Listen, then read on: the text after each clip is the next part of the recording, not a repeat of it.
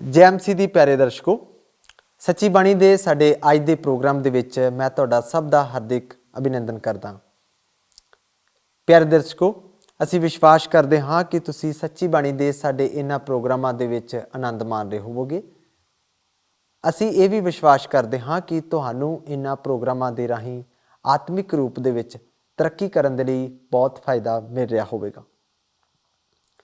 ਦੋਸਤੋ, ਅਸੀਂ ਬਾਈਬਲ ਧਰਮ ਸ਼ਾਸਤਰ ਦੇ ਵਿੱਚੋਂ ਬਾਈਬਲ ਦੀ ਪਹਿਲੀ ਪੁਸਤਕ, ਜਿਸ ਦਾ ਨਾਮ ਉਤਪਤੀ ਪੁਸਤਕ ਹੈ, ਦਾ ਅਧਿਐਨ ਕਰ ਰਹੇ ਹਾਂ। ਆਪਣੇ ਪਿਛਲੇ ਪ੍ਰੋਗਰਾਮ ਦੇ ਵਿੱਚ ਅਸੀਂ ਅਦਨ ਦੇ ਬਾਗ ਵਿੱਚ ਇੱਕ ਬਹੁਤ ਹੀ ਭਿਆਨਕ ਘਟਨਾਕ੍ਰਮ ਨੂੰ ਹੁੰਦਿਆਂ ਵੇਖਿਆ।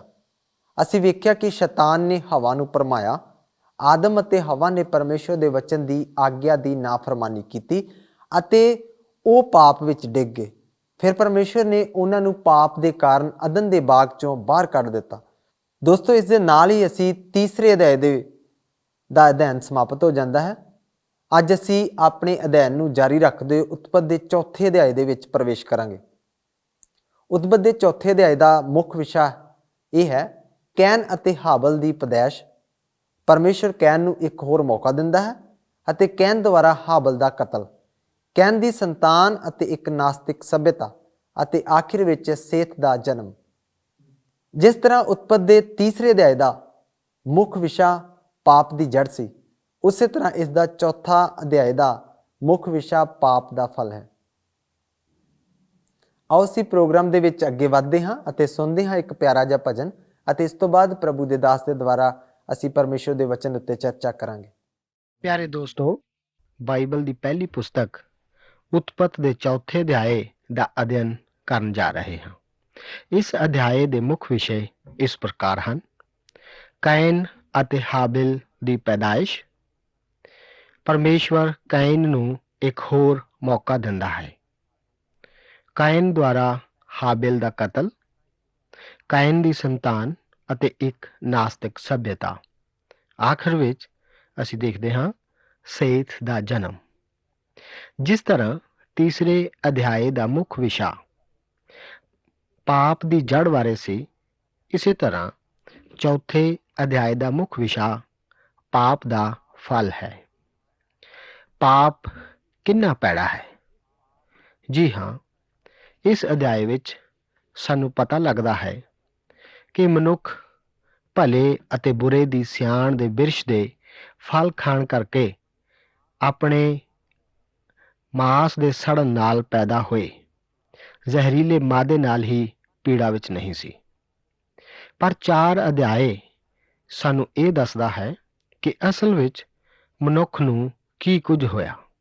ਆਪਣੀ ਬੇਪ੍ਰਤੀਤੀ ਅਤੇ ਨਾਫਰਮਾਨੀ ਦੁਆਰਾ ਮਨੁੱਖ ਪਰਮੇਸ਼ਵਰ ਤੋਂ ਬੇਮੁਖ ਹੋ ਗਿਆ ਅਤੇ ਇਹੋ ਜਿਹੇ ਪਾਪ ਵਿੱਚ ਪੈ ਗਿਆ ਕਿ ਉਸਨੇ ਆਪਣੇ ਉੱਤੇ ਅਤੇ ਆਪਣੀ ਮਨੁੱਖ ਜਾਤੀ ਉੱਤੇ ਪਰਮੇਸ਼ਵਰ ਦੇ ਨਿਰਣੈ ਨੂੰ ਲੈ ਲਿਆਂਦਾ, ਕਿਉਂਕਿ ਆਪ ਨੂੰ ਅਤੇ ਮੈਨੂੰ ਵੀ ਉਹੀ ਸੁਭਾਅ ਦਿੱਤਾ ਗਿਆ ਹੈ। ਸਾਡਾ ਸੁਭਾਅ ਵੀ ਸਾਡੇ ਪਿਤਾ ਵਾਲਾ ਹੀ ਹੈ ਅਤੇ ਆਦਮ ਨੇ ਸਾਨੂੰ ਸਾਰਿਆਂ ਨੂੰ ਕਾਫੀ ਬੁਰਾ ਸੁਭਾਅ ਦਿੱਤਾ ਹੈ। ਇਸ ਸਭ ਦਾ ਵਰਣਨ ਆਦਮ ਅਤੇ ਹਵਾ ਦੇ 2 ਪੁੱਤਰਾਂ ਦੀ ਕਹਾਣੀ ਵਿੱਚ ਦੱਸਿਆ ਗਿਆ ਹੈ। ਉਹਨਾਂ ਦੇ ਹੋਰ ਵੀ ਬੱਚੇ ਸਨ, ਪਰ ਸਾਨੂੰ ਉਹਨਾਂ ਦੇ ਸਿਰਫ ਇਹਨਾਂ 2 ਬੱਚਿਆਂ ਬਾਰੇ ਹੀ ਇੱਥੇ ਦੱਸਿਆ ਗਿਆ ਹੈ।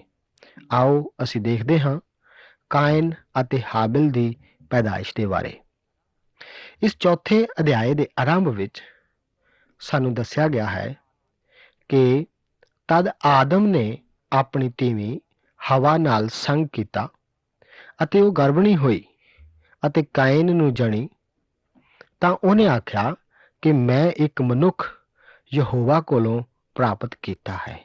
ਇਹ ਵਚਨ ਉਤਪਤੀ ਦੀ ਪੁਸਤਕ ਉਸ ਦਾ 4 ਅਧਿਆਏ ਉਸ ਦੀ ਪਹਿਲੀ ਆਇਤ ਵਿੱਚ ਹਨ। ਇਹ ਇਸ ਅਸਲੀਅਤ ਨੂੰ ਪ੍ਰਗਟ ਕਰਦਾ ਹੈ ਕਿ ਆਦਮ ਅਤੇ ਹਵਾ ਨੂੰ ਇਸ ਦਾ ਪੂਰਵ ਗਿਆਨ ਨਹੀਂ ਸੀ ਕਿ ਇਹ ਸੰਘਰਸ਼ ਲੰਬੇ ਅਰਸੇ ਤੱਕ ਜਾਰੀ ਰਹੇਗਾ। ਕੈਨ ਦੇ ਜਨਮ ਵੇਲੇ ਹਵਾ ਨੇ ਇਹ ਆਖਿਆ ਹੋਵੇਗਾ ਕਿ ਮੈਨੂੰ ਪਰਮੇਸ਼ਵਰ ਤੋਂ ਇਹ ਮਨੁੱਖ ਪ੍ਰਾਪਤ ਹੋਇਆ ਹੈ। ਪਰਮੇਸ਼ਵਰ ਨੇ ਕਿਹਾ ਸੀ ਕਿ ਔਰਤ ਦੀ ਸੰਤਾਨ ਸੱਪ ਦੇ ਸਿਰ ਨੂੰ ਫੇਵੇਗੀ ਅਤੇ ਉਹ ਹੁਣ ਆ ਗਿਆ ਹੈ। ਪਰ ਉਹ ਕੈਨ ਨਹੀਂ ਸੀ, ਉਹ ਤਾਂ ਕਾਤਲ ਸੀ, ਮੁਕਤੀਦਾਤਾ ਨਹੀਂ। ਇਸ ਤੋਂ ਬਹੁਤ ਸਮਾਂ ਬਾਅਦ ਹੀ ਮੁਕਤੀਦਾਤਾ ਖੁਦ ਆਉਣ ਵਾਲਾ ਸੀ। ਘੱਟੋ ਘੱਟ 6000 ਸਾਲਾਂ ਤੋਂ, ਸ਼ਾਇਦ ਇਸ ਤੋਂ ਵੀ ਜ਼ਿਆਦਾ ਲੰਬੇ ਸਮੇਂ ਤੋਂ ਔਰਤ ਦੀ ਸੰਤਾਨ ਅਤੇ ਸੱਪ ਦੀ ਸੰਤਾਨ ਵਿੱਚ ਸੰਘਰਸ਼ ਜਾਰੀ ਹੈ। ਅੱਗੇ ਲਿਖਿਆ ਹੋਇਆ ਹੈ ਕਿ ਫਿਰ ਉਹ ਉਸਦੇ ਭਰਾ ਹਾਬਲ ਨੂੰ ਜਣੀ, ਔਰ ਹਾਬਲ ਇੱਜੜਾਂ ਦਾ ਪਾਲੀ ਸੀ ਅਤੇ ਕਾਇਨ ਜ਼ਮੀਨ ਦਾ ਹਾਲੀ ਸੀ। ਇਹ ਵਚਨ ਉਤਪਤੀ ਉਸਦਾ 4 ਅਧਿਆਏ ਉਸਦੀ 2 ਆਇਤ ਵਿੱਚ ਮੌਜੂਦ ਹਨ। ਇਹ ਉਹ ਦੋ ਲੜਕੇ ਹਨ ਜਿਨ੍ਹਾਂ ਦਾ ਅਧਿਐਨ ਅਸੀਂ ਕਰਨ ਜਾ ਰਹੇ ਹਾਂ। ਬਾਈਬਲ ਧਰਮ ਸ਼ਾਸਤਰ ਵਿੱਚ ਲਿਖਿਆ ਹੋਇਆ ਹੈ ਕਿ ਕੁਝ ਦਿਨਾਂ ਦੇ ਮਗਰੋਂ ਇੰਜ ਹੋਇਆ ਕਿ ਕਾਇਨ ਜ਼ਮੀਨ ਦੇ ਫਲ ਤੋਂ ਯਹੋਵਾ ਦੀ ਭੇਂਟ ਲਈ ਕੁਝ ਲੈ ਆਇਆ। ਉਤਪਤ 4 ਅਧਿਆਏ ਉਸਦੀ 3 ਆਇਤ। ਕੁਝ ਦਿਨਾਂ ਦੇ ਮਗਰੋਂ, ਇਸ ਦਾ ਅਸਲੀ ਅਰਥ ਹੈ ਸਬਤ ਦੇ ਦਿਨ, ਜਿਸ ਦਿਨ ਪਰਮੇਸ਼ਵਰ ਨੇ ਵਿਸ਼ਰਾਮ ਕੀਤਾ ਸੀ। ਕਾਇਨ ਲੈ ਆਇਆ, ਇਸ ਤੋਂ ਭਾਵ ਹੈ ਕਿ ਉਹ ਕਿਸੇ ਨਿਯੁਕਤ ਸਥਾਨ ਤੇ ਕੁਝ ਲੈ ਕੇ ਆਇਆ। ਉਹ ਇੱਕ ਨਿਯੁਕਤ ਸਥਾਨ ਤੇ ਪਰਮੇਸ਼ਵਰ ਅੱਗੇ ਇੱਕ ਭੇਂਟ ਨੂੰ ਲਿਆਉਂਦੇ ਹਨ। ਇਸ ਤੋਂ ਇਹ ਇਸ਼ਾਰਾ ਮਿਲਦਾ ਹੈ ਕਿ ਉਹ ਇਹ ਸਭ ਕਿਸੇ ਪ੍ਰਕਾਸ਼ ਦੀ ਮਦਦ ਨਾਲ ਹੀ ਕਰ ਰਹੇ ਹਨ। ਮੇਰਾ ਵਿਚਾਰ ਵੀ ਇਹੀ ਹੈ, ਕਿਉਂਕਿ ਬਾਈਬਲ ਵਿੱਚ ਇਬਰਾਨੀਆਂ ਦੀ ਪੱਤਰੀ ਵਿੱਚ ਲਿਖਿਆ ਹੋਇਆ ਹੈ ਕਿ ਨੇਚਾ ਨਾਲ ਹਾਬਿਲ ਨੇ ਕਾਇਨ ਨਾਲੋਂ ਪਰਮੇਸ਼ਵਰ ਅੱਗੇ ਉੱਤਮ ਬਲੀਦਾਨ ਚੜਾਇਆ, ਜਿਸ ਕਰਕੇ ਇਹ ਸਾਖੀ ਦਿੱਤੀ ਗਈ ਭਈ ਉਹ ਧਰਮੀ ਹੈ, ਕਿਉਂ ਜੋ ਪਰਮੇਸ਼ਵਰ ਨੇ ਉਹਦੀਆਂ ਭੇਟਾਂ ਵਿਖੇ ਸਾਖੀ ਦਿੱਤੀ ਅਤੇ ਉਸ ਨੇਚਾ ਦੇ ਰਾਹੀਂ ਉਹ ਹੁਣ ਤੀਕਰ ਬੋਲਦਾ ਹੈ, ਭਾਵੇਂ ਉਹ ਮਰ ਗਿਆ। ਇਸ ਦਾ ਜ਼ਿਕਰ ਇਬਰਾਨੀਆਂ ਦੀ ਪੱਤਰੀ ਉਸਦਾ 11 ਅਧਿਆਏ ਉਸਦੀ 4 ਆਇਤ ਵਿੱਚ ਹੈ। ਮੈਂ ਆਪ ਨੂੰ ਦੱਸ ਦੇਵਾਂ ਕਿ ਇਬਰਾਨੀਆਂ ਦੀ ਪੱਤਰੀ ਬਾਈਬਲ ਦੇ ਨਵੇਂ ਨੇਮ ਦੇ ਵਿੱਚ ਮੌਜੂਦ ਹੈ। ਸੋ ਵਿਸ਼ਵਾਸ ਸੁਣਨ ਨਾਲ ਅਤੇ ਸੁਣਨਾ ਮਸੀਹ ਦੇ ਵਚਨ ਤੋਂ ਆਉਂਦਾ ਹੈ। ਬਾਈਬਲ ਧਰਮ ਸ਼ਾਸਤਰ ਇਸ ਨੂੰ ਰੋਮੀਆਂ ਦੀ ਪੱਤਰੀ ਉਸਦਾ 10 ਅਧਿਆਏ ਉਸਦੀ 17 ਆਇਤ ਵਿੱਚ ਦੱਸਦਾ ਹੈ। ਜ਼ਰੂਰੀ ਹੈ ਕਿ ਪਰਮੇਸ਼ਵਰ ਨੇ ਇਸ ਬਾਰੇ ਦੱਸਿਆ ਹੋਵੇਗਾ, ਨਹੀਂ ਤਾਂ ਇਹ ਲੜਕਾ ਹਾਬਿਲ ਇਸ ਵਿਸ਼ਵਾਸ ਦੁਆਰਾ ਪਰਮੇਸ਼ਵਰ ਕੋਲ ਨਹੀਂ ਆ ਸਕਦਾ ਸੀ। ਦੂਸਰਾ ਲੜਕਾ ਕੈਨ ਇਸ ਤਰੀਕੇ ਨਾਲ ਪਰਮੇਸ਼ਵਰ ਕੋਲ ਨਹੀਂ ਸੀ ਆਇਆ। ਕੈਨ ਜ਼ਮੀਨ ਦੇ ਫਲ ਤੋਂ ਯਹੋਵਾ ਦੀ ਭੇਂਟ ਲਈ ਲਿਆਇਆ ਸੀ। ਫਲ ਲਿਆਉਣਾ ਮਾੜੀ ਗੱਲ ਨਹੀਂ ਹੈ। ਇਸ ਤਰ੍ਹਾਂ ਨਾ ਸੋਚੋ ਕਿ ਸ਼ਾਇਦ ਉਹ ਰਹਿੰਦ ਖੂੰਹਦ ਲਿਆਇਆ।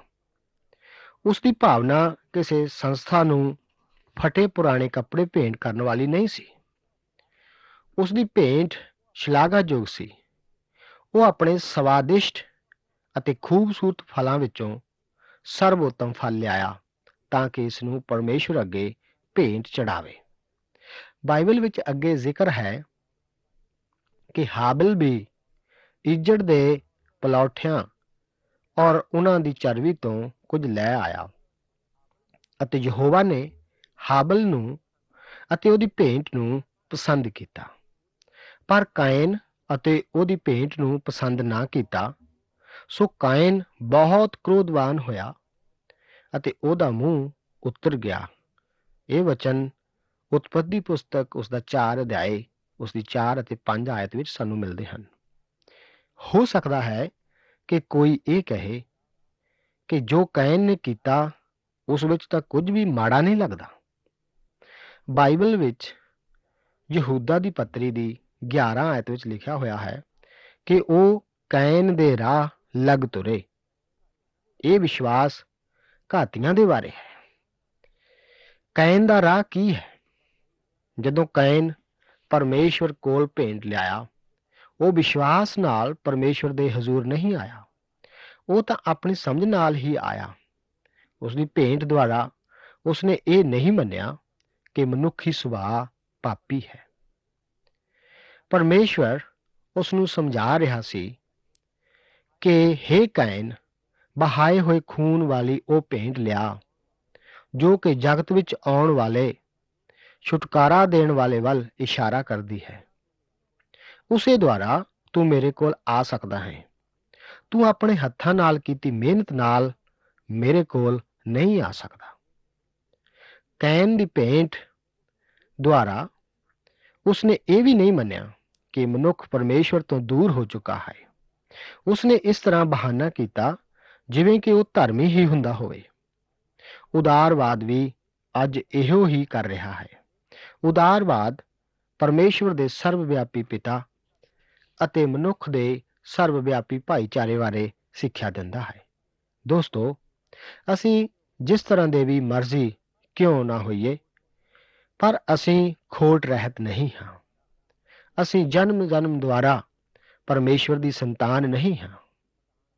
ਸਾਨੂੰ ਪਰਮੇਸ਼ਵਰ ਦੀ ਸੰਤਾਨ ਬਣਾਉਣ ਲਈ ਨਵੇਂ ਜਨਮ ਦੀ ਲੋੜ ਹੈ। ਮਨੁੱਖ ਪਰਮੇਸ਼ਵਰ ਤੋਂ ਦੂਰ ਹੋ ਚੁੱਕਾ ਹੈ। ਕੈਨ ਨੇ ਇਸ ਸੱਚਾਈ ਤੋਂ ਇਨਕਾਰ ਕੀਤਾ ਸੀ ਅਤੇ ਅੱਜ ਵੀ ਅਨੇਕਾਂ ਲੋਕ ਇਸ ਤੋਂ ਇਨਕਾਰ ਕਰਦੇ ਹਨ। ਤੀਸਰੀ ਇਨਕਾਰੀ ਜੋ ਕੈਨ ਦੀ ਭੇਂਟ ਨੇ ਜ਼ਾਹਿਰ ਕੀਤੀ ਉਹ ਇਹ ਸੀ ਕਿ ਮਨੁੱਖ ਪਰਮੇਸ਼ਵਰ ਕੋਲ ਆਪਣੇ ਕੰਮਾਂ ਦੀ ਭੇਟ ਨਹੀਂ ਚੜਾ ਸਕਦਾ, ਪਰ ਕੈਨ ਨੇ ਮਹਿਸੂਸ ਕੀਤਾ ਕਿ ਉਹ ਚੜਾ ਸਕਦਾ ਸੀ। ਬਾਈਬਲ ਦੇ ਨਵੇਂ ਨੇਮ ਦੀ ਪੁਸਤਕ ਤੀਤੁਸ ਵਿੱਚ ਲਿਖਿਆ ਹੋਇਆ ਹੈ ਕਿ ਉਸ ਨੇ ਉਹਨਾਂ ਧਰਮ ਦੇ ਕਰਮਾਂ ਕਰਕੇ ਨਹੀਂ ਜੋ ਅਸਾਂ ਕੀਤੇ, ਸਗੋਂ ਆਪਣੇ ਰਹਿਮ ਦੇ ਅਨੁਸਾਰ ਨਵੇਂ ਜਨਮ ਦੇ ਇਸ਼ਨਾਨ ਅਤੇ ਪਵਿੱਤਰ ਆਤਮਾ ਦੇ ਨਵੇਂ ਬਣਾਉਣ ਦੇ ਵਸੀਲੇ ਨਾਲ ਸਾਨੂੰ ਬਚਾਇਆ। ਤੀਤੁਸ ਦੀ ਪੱਤਰੀ ਉਸ ਦਾ 3 ਅਧਿਆਏ ਉਸ ਦੀ 5 ਆਇਤ ਵਿੱਚ ਇਹ ਵਚਨ ਸਾਨੂੰ ਮਿਲਦੇ ਹਨ। ਕੈਨ ਅਤੇ ਹਾਬਿਲ ਵਿੱਚ ਉਹਨਾਂ ਦੇ ਚਾਲ ਚੱਲਣ ਦਾ ਫਰਕ ਨਹੀਂ ਸੀ, ਪਰ ਫਰਕ ਉਹਨਾਂ ਵਿੱਚ ਉਹਨਾਂ ਦੁਆਰਾ ਲਿਆਂਦੀਆਂ ਭੇਟਾਂ ਦੇ ਕਾਰਨ ਸੀ। ਉਹਨਾਂ ਦਾ ਘਰਾਣਾ ਇੱਕੋ ਸੀ, ਉਹਨਾਂ ਦੀ ਵਿਰਾਸਤ ਵੀ ਇੱਕੋ ਸੀ। ਉਹ ਇੱਕੋ ਜਿਹੇ ਮਾਹੌਲ ਵਿੱਚ ਰਹੇ। ਉਹਨਾਂ ਵਿੱਚ ਇਹੋ ਜਿਹਾ ਕੋਈ ਫਰਕ ਨਹੀਂ ਸੀ। ਪਰ ਇਹ ਨਹੀਂ ਕਹਿ ਸਕਦੇ ਕਿ ਕੈਨ ਦਾ ਮਾੜਾ ਸੁਭਾਅ ਉਸ ਨੂੰ ਦਾਦੇ ਪੜਦਾਦੇ ਤੋਂ ਮਿਲਿਆ। ਉਸ ਦਾ ਤਾਂ ਦਾਦਾ ਪੜਦਾਦਾ ਹੈ ਹੀ ਨਹੀਂ ਸੀ। ਆਪ ਇਹ ਵੀ ਨਹੀਂ ਕਹਿ ਸਕਦੇ ਕਿ ਹਾਬਲ ਦਾ ਅੱਛਾ ਸੁਭਾਅ ਉਸ ਦੀ ਸਾਊ ਦਾਦੀ ਤੋਂ ਮਿਲਿਆ ਸੀ। ਉਹਨਾਂ ਦੇ ਦਾਦਾ ਦਾਦੀ ਤਾਂ ਹੈ ਨਹੀਂ ਸਨ। ਉਹ ਇੱਕੋ ਵਿਰਾਸਤ ਅਤੇ ਇੱਕੋ ਜਿਹੇ ਮਾਹੌਲ ਵਿੱਚ ਪਲੇ ਸਨ। ਫਰਕ ਸਿਰਫ ਉਹਨਾਂ ਦੀਆਂ ਭੇਟਾਂ ਵਿੱਚ ਸੀ। ਅੱਜ ਵੀ ਜੋ ਕੁਝ ਮਨੁੱਖ ਪਰਮੇਸ਼ਵਰ ਨੂੰ ਭੇਟ ਚੜਾਉਂਦਾ ਹੈ, ਉਹ ਹੀ ਉਸ ਵਿੱਚ ਭਿੰਨਤਾ ਪੈਦਾ ਕਰਦਾ ਹੈ। ਕੋਈ ਵੀ ਮਸੀਹੀ ਵਿਅਕਤੀ ਇਸ ਪਦਵੀ ਤੇ ਨਹੀਂ ਪਹੁੰਚ ਸਕਦਾ ਜਿੱਥੇ ਕਿ ਉਹ ਆਪਣੇ ਆਪ ਨੂੰ ਕਿਸੇ ਹੋਰ ਨਾਲੋਂ ਚੰਗਾ ਕਹਿ ਸਕੇ। ਜੋ ਕੁਝ ਕਿਸੇ ਮਨੁੱਖ ਨੂੰ ਮਸੀਹੀ ਜਾਂ ਕ੍ਰਿਸਚਨ ਬਣਾਉਂਦਾ ਹੈ, ਉਹ ਇੱਕ ਇਹੋ ਜਿਹੀ ਪਛਾਣ ਹੈ ਜਿਸ ਦੁਆਰਾ ਉਹ ਆਪਣੇ ਆਪ ਨੂੰ ਬਾਕੀਆਂ ਸਭਨਾਂ ਦੀ ਤਰ੍ਹਾਂ ਪਾਪੀ ਸਮਝਣ ਲੱਗਦਾ ਹੈ। ਉਹ ਇਸ ਲੋੜ ਨੂੰ ਪਛਾਣ ਲੈਂਦਾ ਹੈ ਕਿ ਉਸ ਨੂੰ ਇੱਕ ਭੇਂਟ ਅਤੇ ਬਲੀ ਦੀ ਜ਼ਰੂਰਤ ਹੈ ਜੋ ਕਿ ਉਸ ਲਈ ਉਸ ਦੀ ਆਪਣੀ ਮੌਤ ਦੀ ਜਗ੍ਹਾ ਮਾਰੇ। ਪੌਲੁਸ ਰਸੂਲ ਬਾਈਬਲ ਧਰਮ ਸ਼ਾਸਤਰ ਵਿੱਚ ਮਸੀਹ ਯੀਸ਼ੂ ਬਾਰੇ ਬਿਆਨ ਕਰਦਾ ਹੋਇਆ ਲਿਖਦਾ ਹੈ ਕਿ ਜਿਸ ਨੂੰ ਪਰਮੇਸ਼ਵਰ ਨੇ ਉਹਦੇ ਲਹੂ ਉੱਤੇ ਨੇਚਾ ਕਰਨ ਨਾਲ ਪ੍ਰਾਸ਼ਚਿਤ ਠਹਿਰਾਇਆ ਤਾਂ ਜੋ ਪਰਮੇਸ਼ਵਰ ਆਪਣੇ ਧਰਮ ਨੂੰ ਪ੍ਰਗਟ ਕਰੇ, ਇਸ ਲਈ ਜੋ ਉਹਨੇ ਆਪਣੀ ਖਿਮਾ ਨਾਲ ਪਿਛਲੇ ਸਮੇਂ ਦੇ ਕੀਤੇ ਹੋਏ ਪਾਪਾਂ ਤੋਂ ਅੱਖੀਆਂ ਫੇਰ ਲਈਆਂ। ਰੋਮੀਆਂ ਦੀ ਪੱਤਰੀ ਉਸ ਦਾ 3 ਅਧਿਆਏ ਤੇ ਉਸ ਦੀ 25 ਆਇਤ ਦੇ ਇਹ ਵਚਨ ਹਨ। ਇਸੇ ਤਰ੍ਹਾਂ ਪੌਲੁਸ ਅੱਗੇ ਹੋਰ ਲਿਖਦਾ ਹੈ ਕਿ ਕਿਉਂ ਜੋ ਪਰਮੇਸ਼ਵਰ ਦੇ ਧਰਮ ਤੋਂ ਅਣਜਾਣ ਹੋ ਕੇ ਅਤੇ ਆਪਣੇ ਹੀ ਧਰਮ ਨੂੰ ਦ੍ਰਿੜ ਕਰਨ ਦਾ ਯਤਨ ਕਰਕੇ ਉਹ ਪਰਮੇਸ਼ਵਰ ਦੇ ਧਰਮ ਦੇ ਅਧੀਨ ਨਾ ਹੋਏ। ਰੋਮੀਆਂ 10 ਅਧਿਆਏ ਉਸ ਦੀ 3 ਆਇਤ। ਇਹ ਹੀ ਅੱਜ ਕੱਲ੍ਹ ਦੇ ਬਹੁਤੇ ਲੋਕਾਂ ਦੀ ਅਸਲ ਤਸਵੀਰ ਹੈ।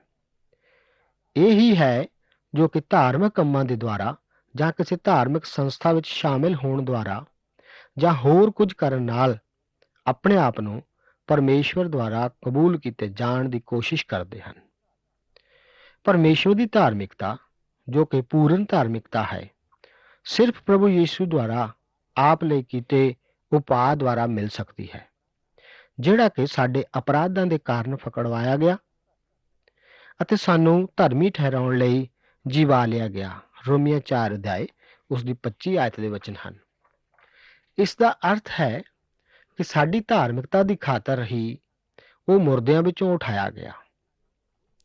ਉਸਨੇ ਸਾਡੀ ਥਾਂ ਖੁਦ ਲਈ, ਕਿਉਂਕਿ ਪਰਮੇਸ਼ਵਰ ਨੇ ਉਸ ਨੂੰ, ਜਿਹੜਾ ਪਾਪ ਦਾ ਜਾਣੂ ਨਹੀਂ ਸੀ, ਸਾਡੀ ਖਾਤਰ ਪਾਪ ਠਹਿਰਾਇਆ, ਤਾਂ ਜੋ ਅਸੀਂ ਉਸ ਵਿੱਚ ਹੋ ਕੇ ਪਰਮੇਸ਼ਵਰ ਦਾ ਧਰਮ ਬਣੀਏ। 2 ਕੋਰਿੰਥੀਓ 5 ਅਧਿਆਏ ਤੇ ਉਸ ਦੀ 21 ਆਇਤ ਦੇ ਵਚਨ ਹਨ। ਇਸੇ ਤਰ੍ਹਾਂ ਪੌਲੁਸ ਰਸੂਲ ਬਾਈਬਲ ਧਰਮ ਸ਼ਾਸਤਰ ਵਿੱਚ ਅੱਗੇ ਕਹਿੰਦਾ ਹੈ ਕਿ ਮੈਂ ਇਹਨਾਂ ਸਭਨਾਂ ਗੱਲਾਂ ਦੀ ਹਾਨੀ ਝੱਲੀ ਅਤੇ ਉਹਨਾਂ ਨੂੰ ਕੂੜਾ ਸਮਝਦਾ ਹਾਂ, ਭਈ ਮੈਂ ਮਸੀਹ ਨੂੰ ਖੱਟ ਲਵਾਂ ਅਤੇ ਮੈਂ ਉਸ ਵਿੱਚ ਪਾਇਆ ਜਾਵਾਂ, ਅਤੇ ਮੇਰੇ ਆਪਣੇ ਧਰਮ ਸਹਿਤ ਨਹੀਂ ਜਿਹੜਾ ਸ਼ਰ੍ਹਾ ਤੋਂ ਹੁੰਦਾ ਹੈ, ਸਗੋਂ ਉਸ ਧਰਮ ਸਹਿਤ ਜਿਹੜਾ ਮਸੀਹ ਉੱਤੇ ਨਿਹਚਾ ਕਰਨ ਤੋਂ ਪਾਈਦਾ ਹੈ, ਅਰਥਾਤ ਉਸ ਧਰਮ ਸਹਿਤ ਜਿਹੜਾ ਪਰਮੇਸ਼ਵਰ ਦੀ ਵੱਲੋਂ ਨਿਹਚਾ ਰਾਹੀਂ ਪ੍ਰਾਪਤ ਹੁੰਦਾ ਹੈ। ਇਹ ਵਚਨ ਫਿਲੀਪੀਆਂ ਦੀ ਪੱਤਰੀ ਉਸ ਦਾ 3 ਅਧਿਆਏ ਉਸ ਦੀ 8 ਅਤੇ 9 ਆਇਤ ਵਿੱਚ ਬਾਈਬਲ ਧਰਮ ਸ਼ਾਸਤਰ ਦੇ ਨਵੇਂ ਨੇਮ ਵਿੱਚ ਹਨ। ਕੈਨ ਦੀ ਧਾਰਮਿਕਤਾ ਆਪਣੇ ਖੁਦ ਦੇ ਕੰਮਾਂ ਦੀ ਧਾਰਮਿਕਤਾ ਸੀ। ਹਾਬਿਲ ਦੀ ਧਾਰਮਿਕਤਾ ਉਸ ਬਲੀ ਵਿੱਚ ਵਿਸ਼ਵਾਸ ਕਰਨ ਨਾਲ ਸੀ, ਜੋ ਕਿ ਅੱਗੇ ਆਉਣ ਵਾਲੀ ਮਸੀਹ ਦੀ ਬਲੀ ਵੱਲ ਇਸ਼ਾਰਾ ਕਰਦੀ ਸੀ। ਅਸੀਂ ਦੇਖਿਆ ਕੈਨ ਅਤੇ ਹਾਬਿਲ ਦੋਵੇਂ ਇਕੱਠੇ ਪਰਮੇਸ਼ਵਰ ਦੀ ਬੰਦਗੀ ਲਈ ਆਏ। ਉਹ ਦੋਵੇਂ ਇੱਕ ਬਰਾਬਰ ਸਨ। ਕਈ ਤਾਂ ਉਹਨਾਂ ਨੂੰ ਜੋੜੇ ਵੀ ਕਹਿ ਦਿੰਦੇ ਹਨ, ਪਰ ਮੇਰੇ ਵਿਚਾਰ ਵਿੱਚ ਇਹਨਾਂ ਜੋੜੇ ਹੋਣ ਨਾਲੋਂ ਵੀ ਵੱਧ ਸਮਾਨਤਾ ਸੀ, ਕਿਉਂਕਿ ਇਹ ਜੇਠੀ ਮਨੁੱਖੀ ਸੰਤਾਨ ਸਨ। ਦੋਵੇਂ ਆਦਮ ਅਤੇ ਹਵਾ ਦੇ ਪੁੱਤਰ ਸਨ। ਉਹਨਾਂ ਵਿੱਚ ਚਰਿੱਤਰ ਦੀ ਸਮਾਨਤਾ ਦੇ ਹੁੰਦੇ ਹੋਏ ਵੀ ਕਾਫੀ ਭਿੰਨਤਾ ਸੀ। ਵਿਸ਼ਵਾਸ ਦੀ ਬਲੀ ਦੇ ਕਾਰਨ ਇੱਕ ਨੂੰ ਕਬੂਲ ਕੀਤਾ ਗਿਆ, ਪਰ ਕੈਨ ਬਿਨਾਂ ਪਰਮੇਸ਼ਵਰ ਦੀ ਮਾਨਤਾ ਪ੍ਰਾਪਤ ਬਲੀ ਲਿਆਇਆ। ਅੱਗੇ ਅਸੀਂ ਦੇਖਦੇ ਹਾਂ ਕਿ ਪਰਮੇਸ਼ਵਰ ਕੈਨ ਨੂੰ ਇੱਕ ਹੋਰ ਮੌਕਾ ਦਿੰਦਾ ਹੈ। ਅਸੀਂ ਦੇਖਦੇ ਹਾਂ ਕਿ ਪਰਮੇਸ਼ਵਰ ਨੇ ਕੈਨ ਨੂੰ ਆਖਿਆ, ਤੂੰ ਕਿਉਂ ਕ੍ਰੋਧਵਾਨ ਹੈ ਅਤੇ ਤੇਰਾ ਮੂੰਹ ਨੀਵਾਂ ਕਿਉਂ ਹੋ ਗਿਆ?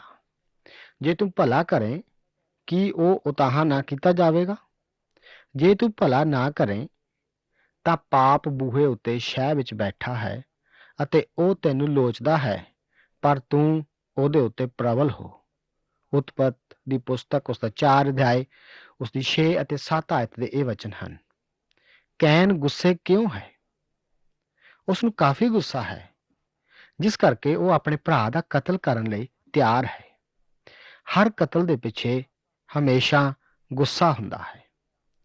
ਸਾਡੇ ਪ੍ਰਭੂ ਨੇ ਕਿਹਾ ਸੀ ਕਿ ਜੇਕਰ ਤੁਸੀਂ ਆਪਣੇ ਭਰਾ ਨਾਲ ਬਿਨਾਂ ਵਜ੍ਹਾ ਨਾਰਾਜ਼ ਹੋ ਤਾਂ ਆਪ ਕਤਲ ਦੇ ਦੋਸ਼ੀ ਹੋ। ਗੁੱਸਾ ਈਰਖਾ ਦੇ ਕਾਰਨ ਅਤੇ ਈਰਖਾ ਘਮੰਡ ਦੇ ਕਾਰਨ ਹੁੰਦੀ ਹੈ। ਆਤਮਿਕ ਘਮੰਡ ਵਿੱਚ ਕਿਸੇ ਵੀ ਪਾਪ ਦੀ ਭਾਵਨਾ ਵੀ ਨਹੀਂ ਹੁੰਦੀ। ਯਾਕੂਬ ਇਸ ਬਾਰੇ ਇਸ ਤਰ੍ਹਾਂ ਲਿਖਦਾ ਹੈ, ਤਦ ਕਾਮਨਾ ਜਦੋਂ ਗਰਭਣੀ ਹੋਈ ਤਾਂ ਪਾਪ ਨੂੰ ਜਣਦੀ ਹੈ, ਅਤੇ ਪਾਪ ਜਦੋਂ ਪੂਰੇ ਵਿੱਤ ਨੂੰ ਪੁੱਜਦਾ ਹੈ ਤਾਂ ਮੌਤ ਨੂੰ ਜਨਮ ਦਿੰਦਾ ਹੈ। ਯਾਕੂਬ ਦੀ ਪੱਤਰੀ ਉਸ ਦਾ 1 ਅਧਿਆਏ ਅਤੇ ਉਸ ਦੀ 15 ਆਇਤ। ਕੈਨ ਨੇ ਗੁੱਸੇ ਦੇ ਕਾਰਨ ਪਾਪ ਕੀਤਾ, ਪਰ ਇਸ ਦੇ ਪਿੱਛੇ ਉਸ ਦੀ ਈਰਖਾ ਅਤੇ ਘਮੰਡ ਦਾ ਹੱਥ ਸੀ। ਪਰਮੇਸ਼ਵਰ ਕੈਨ ਨੂੰ ਕਹਿੰਦਾ ਹੈ, ਜੇਕਰ ਤੂੰ ਚੰਗੇ ਕੰਮ ਕਰੇ ਤਾਂ ਕੀ ਕਬੂਲ ਨਹੀਂ ਕੀਤਾ ਜਾਵੇਗਾ? ਇਸ ਦੇ ਅਰਥ ਨੂੰ ਸਪਸ਼ਟ ਕਰਨ ਲਈ ਇਸ ਤਰ੍ਹਾਂ ਕਿਹਾ ਜਾ ਸਕਦਾ ਹੈ ਕਿ ਜੇਕਰ ਤੂੰ ਭਲੇ ਦੇ ਕੰਮ ਕਰੇ ਤਾਂ ਕੀ ਤੇਰੀ ਵਡਿਆਈ ਨਹੀਂ ਹੋਵੇਗੀ? ਜੇਠਾ ਪੁੱਤਰ ਹਮੇਸ਼ਾ ਵਡਿਆਈ ਦਾ ਪਾਤਰ ਮੰਨਿਆ ਜਾਂਦਾ ਹੈ, ਜੋ ਕਿ ਕੈਨ ਸੋਚਦਾ ਸੀ ਕਿ ਹੁਣ ਉਹ ਗਵਾ ਬੈਠੇਗਾ। ਪਰਮੇਸ਼ਵਰ ਕਹਿੰਦਾ ਹੈ ਕਿ ਇਸ ਦੇ ਖੋ ਜਾਣ ਦਾ ਇਹੋ ਕੋਈ ਕਾਰਨ ਨਹੀਂ ਹੈ, ਜੇਕਰ ਉਹ ਭਲੇ ਦਾ ਕੰਮ ਕਰੇ। ਭਲੇ ਦਾ ਕੰਮ ਕਰਨ ਦਾ ਭਾਵ ਉਸ ਬਲੀ ਦੇ ਲਿਆਉਣ ਤੋਂ ਹੈ ਜੋ ਹਾਬਿਲ ਵੱਲੋਂ ਪਰਮੇਸ਼ਵਰ ਦੇ ਹਜ਼ੂਰ ਕਬੂਲ ਕੀਤੀ ਗਈ, ਅਤੇ ਇਹ ਮੰਨ ਲੈਣ ਤੋਂ ਕਿ ਕੈਨ ਖੁਦ ਪਾਪੀ ਹੈ। ਪਰ ਇਹ ਲੜਕਾ ਕੈਨ ਤਾਂ ਬੇਵਜ੍ਹਾ ਗੁੱਸਾ ਕਰੀ ਬੈਠਾ ਸੀ। ਪਰਮੇਸ਼ਵਰ ਨੇ ਕੈਨ ਨੂੰ ਕਿਹਾ ਕਿ ਪਾਪ ਤੇਰੇ ਬੂਹੇ ਅੱਗੇ ਸ਼ੈ ਲਾਈ ਬੈਠਾ ਹੈ।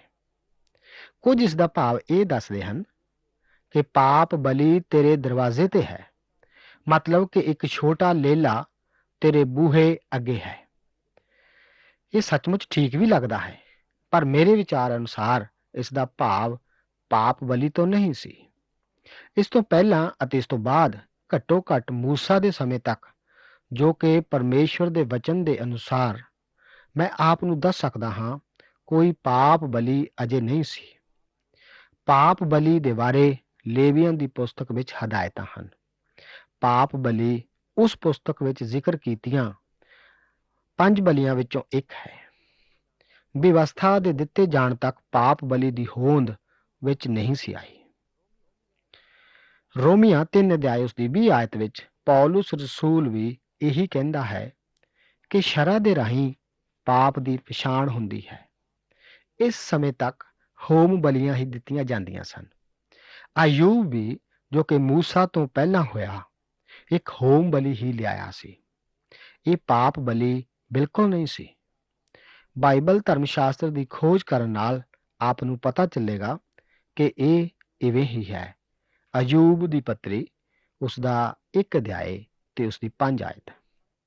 ਇਹ ਬਿਲਕੁਲ ਸਪਸ਼ਟ ਹੈ ਕਿ ਕੈਨ ਨੂੰ ਨਹੀਂ ਸੀ ਪਤਾ ਕਿ ਪਾਪ ਉਸ ਨੂੰ ਕਿੰਨਾ ਜ਼ਖਮੀ ਕਰ ਸਕਦਾ ਹੈ।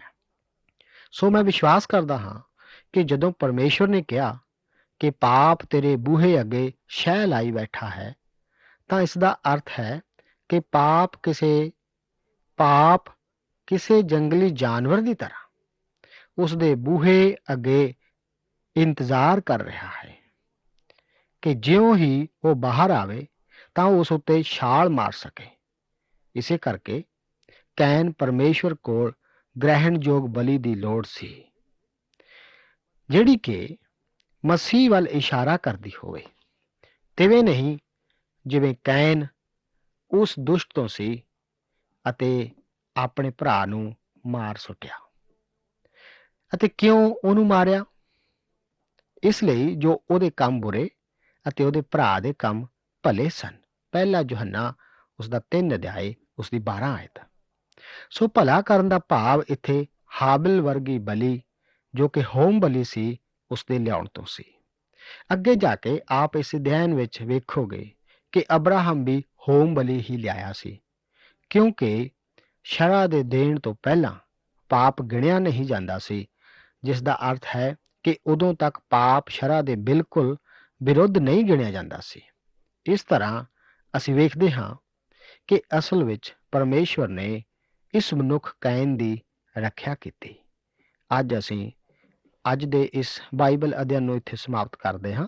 ਪਰਮੇਸ਼ਵਰ ਦੀ ਕਿਰਪਾ ਦੇ ਦੁਆਰਾ ਅਸੀਂ ਇਸ ਨੂੰ ਆਪਣੇ ਅਗਲੇ ਪ੍ਰੋਗਰਾਮ ਵਿੱਚ ਜਾਰੀ ਰੱਖਾਂਗੇ। ਆਪ ਨੂੰ ਇਹਨਾਂ ਵਚਨਾਂ ਦੇ ਦੁਆਰਾ ਬਹੁਤ ਬਰਕਤ ਦੇਵੇ। ਪਿਆਰੇ ਦਰਸ਼ਕੋ, ਸੱਚੀ ਬਾਣੀ ਦੇ ਅੱਜ ਦੇ ਪ੍ਰੋਗਰਾਮ ਦੇ ਵਿੱਚ ਉਤਪਤ ਦੇ 4ਥੇ ਅਧਿਆਇ ਦੇ ਅਧਿਐਨ ਦੇ ਦੌਰਾਨ ਅਸੀਂ ਵੇਖਿਆ ਕਿ ਪਾਪ ਬਹੁਤ ਹੀ ਭੈੜਾ ਅਤੇ ਭਿਆਨਕ ਹੈ। ਆਦਮ ਅਤੇ ਹਵਾ ਨੂੰ ਇਸ ਗੱਲ ਦਾ ਪੂਰਨ ਗਿਆਨ ਨਹੀਂ ਸੀ ਅਤੇ ਪਾਪ ਧਾਰਮਿਕਤਾ ਦੇ ਵਿੱਚ ਹੋਣ ਵਾਲਾ ਇਹ ਸੰਘਰਸ਼ ਥੋੜੇ ਸਮੇਂ ਦਾ ਨਹੀਂ, ਸਗੋਂ ਲੰਬੇ ਅਰਸੇ ਤੱਕ ਜਾਰੀ ਰਹਿਣ ਵਾਲਾ ਸੰਘਰਸ਼ ਹੋਵੇਗਾ। ਬਾਈਬਲ ਧਰਮ ਸ਼ਾਸਤਰ ਦੇ ਵਿੱਚ ਉਤਪਤ ਦੀ ਪੁਸਤਕ ਉਸ ਦੇ 4ਥੇ ਅਧਿਆਇ ਵਿੱਚ ਦਰਜ, ਜਿਸ ਦਾ ਕਿ ਅਸੀਂ ਅਧਿਐਨ ਕਰ ਰਹੇ ਹਾਂ, ਕੈਨ ਅਤੇ ਹਾਬਲ ਦਾ ਕਿੱਸਾ ਬੇਸ਼ੱਕ ਪਰਮੇਸ਼ਵਰ ਦੇ ਸਾਹਮਣੇ ਭੇਟਾਂ ਨਾਲ ਸੰਬੰਧਿਤ ਕਿੱਸਾ ਹੈ, ਪਰ ਇਹ ਸਾਨੂੰ ਬਹੁਤ ਸਾਰੀਆਂ ਆਤਮਿਕ ਸੱਚਾਈਆਂ ਦੇ ਨਾਲ ਅਗਵਤ ਕਰਵਾਉਂਦਾ ਹੈ। ਦੋਸਤੋ, ਪਰਮੇਸ਼ਵਰ ਦਾ ਵਚਨ ਦੱਸਦਾ ਹੈ ਹਰ ਇੱਕ ਮਨੁੱਖ ਪਾਪੀ ਹੈ ਅਤੇ ਪਰਮੇਸ਼ਵਰ ਦੀ ਮਹਿਮਾ ਤੋਂ ਰਹਿਤ ਹੈ। ਅੱਜ ਦੇ ਸਮੇਂ ਵਿੱਚ ਪਰਮੇਸ਼ਵਰ ਨੇ ਆਪਣੇ ਵਚਨ ਦੇ ਰਾਹੀਂ ਅਤੇ ਸਰੀਰਕ ਰੂਪ ਦੇ ਵਿੱਚ ਪ੍ਰਭੂ ਯਿਸੂ ਮਸੀਹ ਨੂੰ ਇਸ ਧਰਤੀ ਦੇ ਉੱਤੇ ਭੇਜ ਕੇ ਉਸ ਭੇਦ ਨੂੰ ਸਪਸ਼ਟ ਰੂਪ ਵਿੱਚ ਸਾਡੇ ਉੱਤੇ ਜ਼ਾਹਿਰ ਕਰ ਦਿੱਤਾ ਹੈ ਕਿ ਯਿਸੂ ਮਸੀਹ ਹੀ ਪਰਮੇਸ਼ਵਰ ਦੇ ਲਈ ਉਹ ਉੱਤਮ ਅਤੇ ਗ੍ਰਹਿਣਯੋਗ ਭੇਟ ਹੈ, ਜਿਸ ਦੇ ਰਾਹੀਂ ਮਨੁੱਖ ਦੇ ਪਾਪ ਮਾਫ ਹੋ ਜਾਂਦੇ ਹਨ ਅਤੇ ਉਸ ਦੇ ਖੂਨ ਦੇ ਨਾਲ ਹਰ ਇੱਕ ਪਾਪੀ ਜਨ ਧਰਮੀ ਬਣ ਸਕਦਾ ਹੈ। ਤਾਂ ਫਿਰ ਦੋਸਤੋ, ਕਿਉਂ ਨਾ ਅਸੀਂ ਆਪਣੇ ਜੀਵਨਾਂ ਨੂੰ ਉਸ ਪਰਮੇਸ਼ਵਰ ਪ੍ਰਭੂ ਯਿਸੂ ਮਸੀਹ ਦੇ ਹੱਥਾਂ ਵਿੱਚ ਸੌਂਪ ਦਈਏ, ਕਿਉਂਕਿ ਉਹ ਯਿਸੂ ਮਸੀਹ ਹੀ ਸਾਡੇ ਪਾਪਾਂ ਨੂੰ ਅੱਜ ਦੇ ਸਮੇਂ ਵਿੱਚ ਪੂਰੀ ਰੀਤੀ ਨਾਲ ਮਾਫ ਕਰ ਸਕਦਾ ਹੈ ਤੇ ਵਿਸ਼ਵਾਸਯੋਗ ਅਤੇ ਧਰਮੀ ਹੈ। ਦੋਸਤੋ, ਤੁਹਾਨੂੰ ਸਾਡਾ ਅੱਜ ਦਾ ਪ੍ਰੋਗਰਾਮ ਕਿਵੇਂ ਦਾ ਲੱਗਿਆ ਹੈ, ਇਸ ਬਾਰੇ ਆਪਣਾ ਪ੍ਰਤੀ ਉੱਤਰ ਸਾਨੂੰ ਜ਼ਰੂਰ ਦਿਓ। ਪ੍ਰੋਗਰਾਮ ਨੂੰ ਸਮਾਪਤ ਕਰਨ ਤੋਂ ਪਹਿਲਾਂ ਮੈਂ ਪ੍ਰਾਰਥਨਾ ਵਿੱਚ ਜਾਣਾ ਚਾਹਾਂਗਾ। ਆइए प्रार्थना करिए। प्यारे प्रेमी परमेश्वर, मैं ਤੁਹਾਡਾ ਦਿਲ ਦੀਆਂ ਗਹਿਰਾਈਆਂ ਤੋਂ ਧੰਨਵਾਦ ਕਰਦਾ ਹਾਂ ਇਸ ਸੁੰਦਰ ਮੌਕੇ ਦੇ ਲਈ ਕਿ ਤੁਸੀਂ ਸਾਡੇ ਜੀਵਨਾਂ ਦੇ ਵਿੱਚ ਅਵਸਰ ਦਿੱਤਾ ਕਿ ਅਸੀਂ ਪਰਮੇਸ਼ਵਰ ਤੁਹਾਡੇ ਵਚਨਾਂ ਨੂੰ ਗਹਿਰਾਈ ਦੇ ਨਾਲ ਸਿੱਖ ਸਕੀਏ। ਪਿਆਰੇ ਪ੍ਰਭੂ ਜੀ, ਪਾਪੀ ਸੁਭਾਅ ਪਿਤਾ ਪ੍ਰਭੂ ਸ਼੍ਰੀ ਜਿਹੜਾ ਹੈ ਪਿਤਾ ਪ੍ਰਭੂ ਸ਼੍ਰੀ ਹਰੇਕ ਮਨੁੱਖ ਜਾਤੀ ਦੇ ਵਿੱਚ ਹੈ। ਪਿਆਰੇ ਪ੍ਰਭੂ ਜੀ, ਤੁਸੀਂ ਇਸ ਪਾਪੀ ਸੁਭਾਅ ਤੋਂ ਛੁਟਕਾਰਾ ਦੇਣ ਦੇ ਲਈ ਸਾਡੇ ਲਈ ਇਸ ਸੰਸਾਰ ਦੇ ਵਿੱਚ ਆਏ। ਤੁਸੀਂ ਸਾਡੇ ਲਈ ਮਾਰ ਖਾਧੀ, ਸਲੀਬ ਤੇ ਚੜਾਏ ਗਏ ਅਤੇ ਮੁਰਦਿਆਂ ਵਿੱਚੋਂ ਤੀਸਰੇ ਦਿਨ ਜੀ ਉੱਠੇ। ਪਿਆਰੇ ਪ੍ਰਭੂ ਜੀ, ਕੇਵਲ ਤੁਸੀਂ ਹੋ ਜਿਹੜੇ ਸਾਡੇ ਪਾਪਾਂ ਨੂੰ ਮਾਫ ਕਰ ਸਕਦੇ ਹੋ।